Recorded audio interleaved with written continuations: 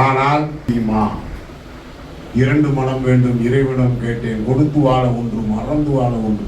சிவாஜி கணேசன் வசந்தமாளிகர் படிப்பார். சரியா? கண்களின் கண்களை காட்சி வழி, காட்சியின் கண்களை காதல் வழி, காதலை தண்ணிக்க என்ன வழி? நான் சொல்ல புரிஞ்சுட்டீங்களா? இன்னைக்கு சொல்றேன், ஒரு குடிகாரன் ஒருத்தர் சொல்லாத, அந்த கிரகம் அவனை குடிக்க வைக்கின்றது. எந்த மனிதனும் கெட்டவன் அல்ல. நாம் பிறக்கும் போதே ஒரு மனிதன் அவனுடைய ஜாதகத்துல ராட்சச வேலை, தாமச வேலை எல்லாம் சொல்றோம், சாத்வீக வேலை.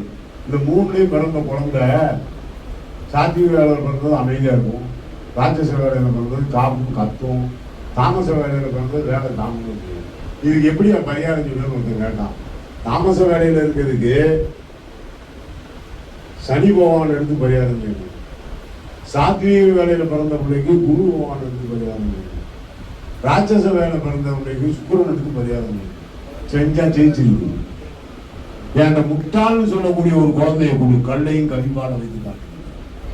அதான் ஜோதிட திறமை. இன்னைக்கு நான் 65 வயசுக்குள்ள என் நண்பன் பௌலகண்ணன் சொன்னான், அவன் சாதிச்சதுக்கு காரணம் என்னன்னு கேட்டா, என் உடல் பொருள் ஆவி அத்தனையும் ஜோதிடமே. ஆனால் நான் வலிய குலத்தில் பிறந்த நான் என் குலத்தை விட்டு வரமாட்டேன். என் தொழிலை நான் பார்த்துக்கிட்டே இருப்பேன். அதுக்கு என்ன காரணம்னா, நான் இதை வச்சு சாப்பிட்டு இதை வச்சு செய்யணும் ஒரு எண்ணத்தை விட சர்வீஸ் மைண்ட். இப்பவும் சொல்றேன், ஒரு குழந்தை படிக்காது, உடனே என்ன சொல்லுவான், பயக்கிரியவரை கும்பிடு, அங்கிட்டு போய் ஸ்ரீவித்யாவை கும்பிடு, ஞானானந்தமயம் தேவம் நிர்மலம் படிகாக்கிருதியும் ஆதாரம் சர்வவித்யானம் பயக்கிரியவர் உபாசனையை சொல்லுவோம். அது 3 தடவை சொல்லுவோம், சொல்லாது. உடனே அந்த டாக்டர்கிட்ட போய் சொல்லுவோம், சார் சாமி இதை சொல்லிய மாட்டேங்க, டாக்டர்கிட்ட போமா, டாக்டர்கிட்ட போனேன், வல்லார கேட்பு சாப்பிடியா, நல்லா மூளை வேலை செய்யும். நான் சொல்ல ரைட்டா தப்பா?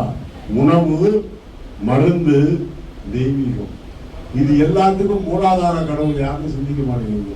உண்மையிலே பாலமுருகன் தான் உண்மையான கடவுள். ஒரு பாலமுருகன் சக்கரத்தை வரைஞ்சி அதை கொண்டு பாலமுருகன் முன்னாடி வைக்கணும். வச்சுட்டு எப்போ வைக்கணும்? அமாவாசைக்கு முதல் நாள். இவ்வளவுதான் இருக்கும். கண்ணு இருந்தும் இல்லாதது மாதிரி, கண் இருந்தும் குருடராய், காதிருந்தும் செவரராய், வாயிருந்தும் ஊமையாய், அந்த கடைசி அந்த நாள்ல போய் அமாவாசைக்கு முதல் நாள் அந்த பாலமுருகன் எந்திரத்தை வச்சு ஒரு கும்பிடு போட்டுட்டு அதுக்கப்புறம் என்ன செய்யணும்? சக்கரத்தாழ்வார்கிட்ட கொண்டு வைக்கணும். சக்கரத்தாழ்வார் யாரு? ஆதிசேஷன். ஆதிசேஷன் தான் சக்கரத்தாழ்வார். நல்லா தெரிஞ்சுக்கோங்க. அந்த சக்கரத்தாழ்வார் முன்னாடி 11 நாள் பூஜை பண்ணி தசமி திதி அன்னைக்கு அந்த குழந்தைக்கு ஒரு புருஷமாக்கி கழுத்துல கட்டி விடுங்க. கல்லும் கவிபாடும் அகர முதல எழுத்தெல்லாம் அறிய வைத்தாய் தேவின்னு தகப்பனுக்கு பாடம் சொன்ன சுப்பையா ஆயிடுவான். எழுதி வச்சுட்டோம். என்னை அப்படித்தான் ஆக்கினா என் ஆசான்.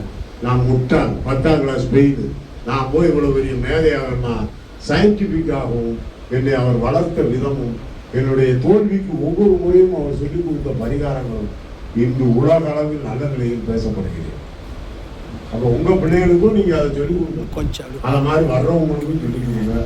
இது ஒரு நன்மையான காரியம்.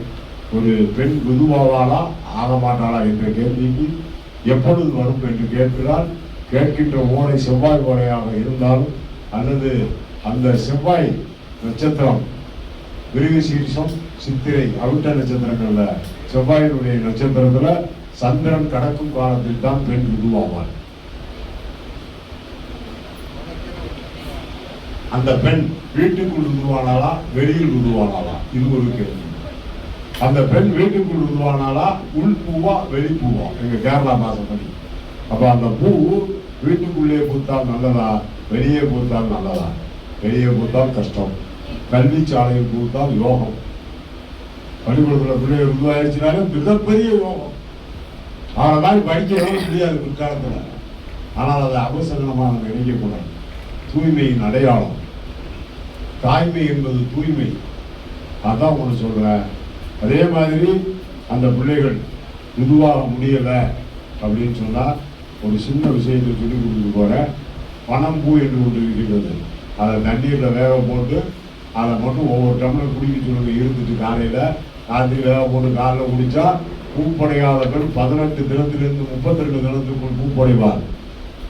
இது அனுபவபூர்வமாக நான் கண்ட உண்மை. மென்சஸ் பீரியட் வந்தாலும் தப்பு வந்தாலும் அதை முடியல. பொம்பளை பிள்ளைய கர்ப்பப்பை காப்பாற்றப்படும். யூட்ரஸ் என்னும் ஒரு கிரகத்தை எடுக்க வேண்டியது வராது. வாசலே ஐயா எங்க கார்த்திகன் ஐயா சொல்லுவார், பணமரத்து பூ கருது மாதிரி தொங்கிட்டு கூட எடுத்து தட்டி நல்லா இது பண்ணி, ஆமா ஆமா அதான்டா உங்களை பெரிய மந்திராலய வித்தியா படிக்கிறீங்களா, என்கிட்ட படி உலகத்துல தெரிஞ்சுட்டு போங்கப்பா, பயப்படாதீங்க. நான் சொல்ல உங்களுக்கு புரிஞ்சுங்களா, அதான் பெரும் மருந்து. இல்லை ஒருத்தன் வந்து அன்னைக்கு ஜாமி அம்பில் 17 வயசு ஆகிட்டு அவரை டாக்டர் தான் பார்த்து கேட்கல, அதை எடுத்து மன்னர் பண்ணட்டு சொல்லி கொடுத்து விட்டேன் டிரைவர்கிட்ட சொல்லி. 3வது நாள் பூப்பாயிருந்துட்டான். 30 நாளைக்கு கோயிலுக்கு வராது ரோட குறைச்சி போகணும். நான் சொல்ல உங்களுக்கு புரிஞ்சுங்களா, ஐயா சொன்னாங்க முந்தா நாள் ஒரு 4 நாளைக்கு முன்னாடி பேசிட்டு இருந்தான், விபரீத வாஸ்துன்னு ஒன்று பற்றி பேசணும். விபரீத வாஸ்து இது கேள்விப்பட்டிருக்கீங்களா? வாஸ்து பார்த்துருக்கீங்க, விபரீத வாஸ்து பார்த்துருக்கியாப்பா? இல்லை. இந்த விபரீத வாஸ்து எதில் வரும், எப்படி வரும் ஐயா கேட்டாங்க. இப்போ வந்து எல்லா சொந்த பந்தங்களும் இருக்கும், எல்லாம் இருக்கும். கட்டடம் கட்டும்போது அதில் ஒரு டிஃபரெண்டான கட்டடம் வரும். இது ஏன் வருது? நாம் செய்த மொத்த பாவ புண்ணியத்தின் மொத்த உருவமே ராகு. அவளே காலத்தின் சொல்வினி. அவளே அம்மை சந்தோஷப்பட்டால் உலகம் சுபிச்சம், அம்மை கோபப்பட்டால் உலகம் சர்வ நாசம். இதுவே விதி. 5ல் ராகு 11ல் கேது, 5ல் கேது 11ல் ராகு. குழந்தை பிறப்பு எல்லாம் தடைபடும்.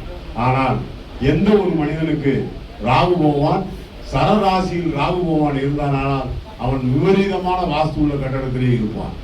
அவன் வீட்டில் குடியிருக்க மாட்டான். ஊராக சென்று அடைவான். அடுத்தவன் கட்டிலே படுத்து உறங்குவான். புரிஞ்சுக்கிட்டீங்களா? விபரீத வாஸ்து. இது பேர் சரராசியில எங்க ராகு இருந்தாலும் அவர்களுக்கு, அப்ப சரராசினா இது மேஷம் கடகம், இதுல ராகு இருந்தால் கண்டிப்பா விபரீத வாஸ்து பேரு. மகர ராசியில் ராகு இருந்தால், மகரத்தில் ராகு இருந்தால் அதர்வன வேதம் படிக்கப்படுகிறது. உங்களுக்கு ஏதோ ஒரு அதர்வன வேதமோ பில்லி சூரிய ஏவலோ கண்டிப்பாக உண்டு.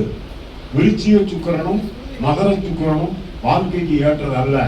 விருச்சிக சுக்கிரன் என்பது 45 வயது 42 வயதுக்கு மேல் தாம்பத்திய உறவு இருக்காது. சன்னியாசி கூடமே இருந்தும் இல்லாத நிலை. அதே இது மகர சுக்கிரனாக இருந்தால் கண்டிப்பாக அவர்களுக்கு இருந்தும் யாராவது ஒரு இளைஞரால் தாம்பத்திய உறவு கொள்ள முடியாத மன அழுத்தம். மகர சுக்கிரனுக்கு மிகப்பெரிய மகிமை ஆண் பெண் தன்மைகளை அனுபவிக்க முடியாமல் செய்வது. ஆமேடம் எருது சுறா நண்டுகரணி இவையேந்தி கருணாகம் வீட்டிருக்க பூமேட ராஜயோகம் சொன்னாங்க. ஆனால் விருச்சிக சுக்கிரனும் மகர சுக்கிரனும் மிகவும் மோசமானது. சந்திரன் நீசமான இடத்தில் சுக்கிரன் இருந்தால் சன்னியாசியாக போய்விடுவான்.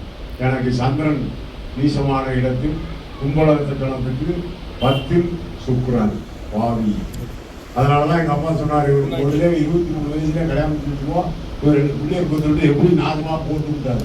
போயிட்டா கல்யாணத்தை முடிச்சாங்க, 2 குழந்தை பிறந்துச்சு, 2 பசங்க.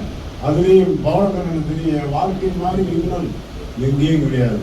16 மரணங்கள், 21 கல்யாணம். எங்க குடும்பம் மிகப்பெரிய குடும்பம். ஆனால் இவ்வளத்தையும் தூக்கி சுமந்து 42 கோயில்கள் கட்டி அவளத்துக்கு கும்பாபிஷேகம் பண்ணி இந்த கலை அத்தனையும் தேர்ச்சி பெற்று 7 ஆண்டு மலைக்குள்ளே வனவாசமாக வாழ்ந்து எல்லாத்தையும் கழிச்சு முடிச்சிட்டான். நான் பார்க்காத இந்தியாவில் கோர்ட்டே கிடையாது. சுப்ரீம் கோர்ட்ல இருந்து எல்லா ஸ்டேட் கோர்ட்டு, ஹைகோர்ட்டு எல்லாம் பார்த்துட்டேன். இன்னும் பார்க்க வேண்டியது ஒன்று உலக கோர்ட்டு ஒன்று தான்.